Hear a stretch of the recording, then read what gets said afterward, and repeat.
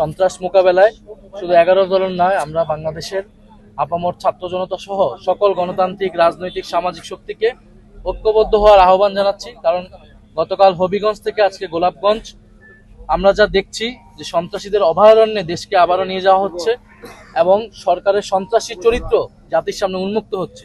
সরকার যদি সন্ত্রাসের পথে হাঁটে তাহলে জনগণ প্রতিরোধের পথে হাঁটবে।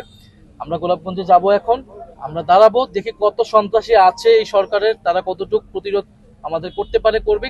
কিন্তু আমরা গণভোটের গণরায় সংস্কার বিচারের পক্ষে, জনগণের অধিকারের পক্ষে আমাদের কর্মসূচি অব্যাহত থাকবে। আমরা আমাদের নিরাপত্তার প্রতিটি ক্ষেত্রে আমরা স্থানীয় প্রশাসন, আমরা আইজিপি সবাইকেও অবহিত করেই সব জায়গায় যাচ্ছি। গতকালকে যখন হবিগঞ্জে এই ধরনের ঘটনা ঘটছিল তখন আমরা জানিয়েছি।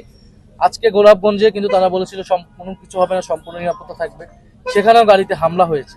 তাহলে সরকার সংস্কার চাচ্ছে না, সরকার কোনো ধরনের গণতান্ত্রিক পরিবর্তন করতে দিবে না এবং কোনো রাজনৈতিক শক্তি নতুন করে উত্থান ঘটুক সেটাও চাচ্ছে না। একইভাবে পুরনো কায়দা বিরোধী দলকে আক্রমণ করা হচ্ছে, হামলা করা হচ্ছে। খালেদা জিয়ার গাড়ি বহরে যেভাবে সন্ত্রাসীরা হামলা করেছিল, একই কায়দায় কিন্তু তারা এখন আমাদের গাড়ি বহরে হামলা করছে। তো এর জবাব ইনশাল্লাহ বাংলাদেশের জনগণ দিবে। ধন্যবাদ।